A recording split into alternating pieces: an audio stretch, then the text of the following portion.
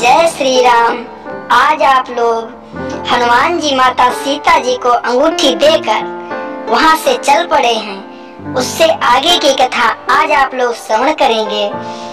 चलत महाधुनि गरज सी भारी, गर्भ अस्तमय सुनि निश्चर नारी।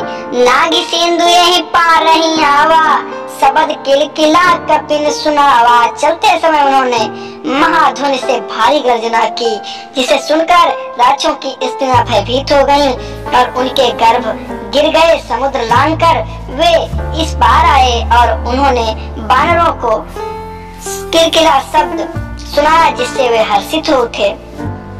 हर से सब बिलो की हनुमाना, नूतन जन्म कपिन तब जाना। मुख प्रसन्न तन तेज विराजा, कीन से रामचंद्र कर काजा। हनुमान जी को देखकर सब हर्षित हो गए और तब वानरों ने अपना नया जन्म समझा। हनुमान जी का मुख प्रसन्न था, इसलिए वे सब लोग अति प्रसन्न हुए। मिले सकल अति भय सुखारी, तलपत मीन पाव जिमि बारी। चले हरसि रघुनायक पासा, पूछत कहत नवल इतिहासा। सब हनुमान जी से मिलने लगे और बहुत प्रसन्न हुए। जिस प्रकार तड़पती हुई मछली को जल मिल जाता है वो प्रसन्न हो जाती है, उसी प्रकार सब हर्षित हुए। तब मधुबन भीतर सब आए, अंगद सम्मत मधुफल खाए। रखवारे जब बरजन लागे, मुष्टि प्रहार हनत सब भागे। तब सब लोग मधुबन के भीतर आए और अंगद की सम्मति से सबने मधुर फल खाए। जब रखवाले बरजने लगे तब घूंसों की मार मारते ही सब रखवाले भाग गए। जाई पुकारे ते सब बन उजार जुबराज, सुन सुग्रीव हरस कपि करियाए प्रभु काज। उन सब ने जाकर पुकारा कि युवराज अंगद वन उजाड़ रहे हैं। यह सुनकर सुग्रीव हर्षित हुए कि वानर प्रभु का कार्य कराए। जो न होती सीता सुधि पाई, मधुबन के फल सकहीं की खाई।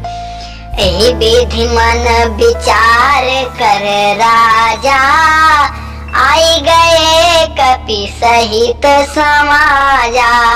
यदि सीता जी की खबर न पाई होती तो क्या वे मधुबन के फल खा सकते थे? इस प्रकार राजा सुग्रीव मन में विचार कर ही रहे थे कि समाज सहित वानर आ गए। आई सबनी नावा पद सीसा, मिलो सबनी अति प्रेम कपीसा। पूछी कुशल कुशल पद देखी, राम कृपा भाका जुबि सेखी। आकर सुग्रीव के चरणों में सिर नवाया।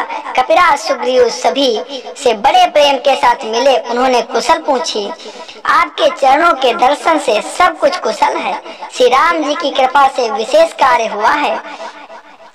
नाथ काजू कीन्ह्यो हनुमाना, राखे सकल कपिन के प्राणा। सुनु सुग्रीव बहुरी तेहि मिलेऊ, कपिन सहित रघुपति पहीं चलेऊ। हे नाथ, हनुमान ने सब कार्य किया और सब वानरों के प्राण बचा लिए। यह सुनकर सुग्रीव जी हनुमान जी से फिर मिले और सब वानरों समेत श्री रघुनाथ जी के पास चले। राम कपि ने जब आवत देखा, किए काजू मन हरस बिसेखा। फटिक सिला बैठे दो भाई, परे सकल कपि चरण जाई। श्री राम जी ने जब वानरों को कार्य किए हुए आते देखा, उनके मन में विशेष हर्ष हुआ। दोनों भाई स्फटिक शिला पर बैठे थे। सब वानर जाकर उनके चरणों पर में गिर पड़े। प्रीति सहित सब भेंटे रघुपति करुणा पुंज। पूछी कुशल नाथ अब कुशल देखी पद कंज। दया की राशि श्री रघुनाथ जी सबसे प्रेम सहित गले लगाकर मिले और उनकी सबकी कुशल पूछी। जामवंत कहा सुनो रघुराया, जा पर नाथ करहु तुम दाया। ताहि सदा शुभ कुशल निरंतर, सुर नर मुनि प्रसन्नता ऊपर। जामवंत ने कहा, हे रघुनाथ जी सुनिए, हे नाथ जिस पर आप दया करते हो उसे सदा कल्याण और निरंतर कुशल है। देवता मनुष्य और मुनि सभी उस पर प्रसन्न रहते हैं। सोई विजयी विनयी गुण सागर, तासु सुजसु त्रैलोक उजागर। प्रभु की कृपा भयो सब काजू, जन्म हमार सुफल भाजू। वही विजयी हैं, वही विनयी हैं और वही गुणों का समुद्र बन जाते हैं। उसी का समुद्र यश तीनों लोकों में प्रकाशित होता है। प्रभु की कृपा से सब कार्य हुआ, आज हमारा जन्म सफल हो गया।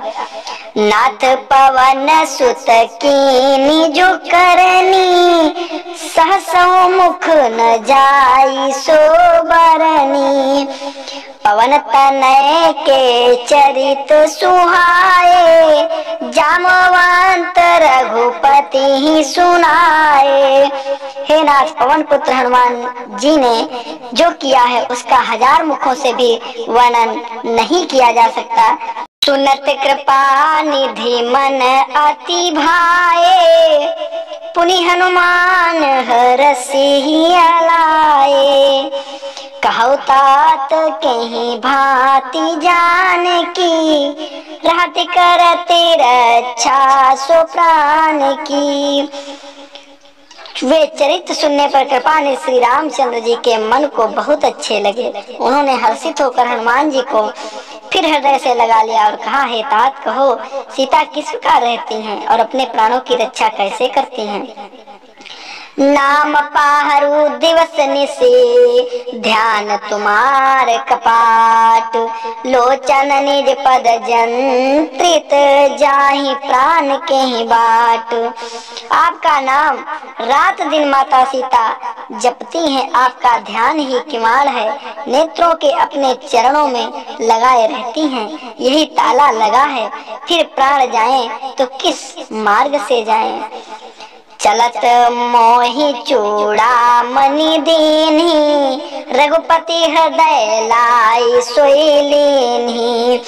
नाथ जुगल लोचन भरे बारी, बचन कहे कछु जनक कुमारी।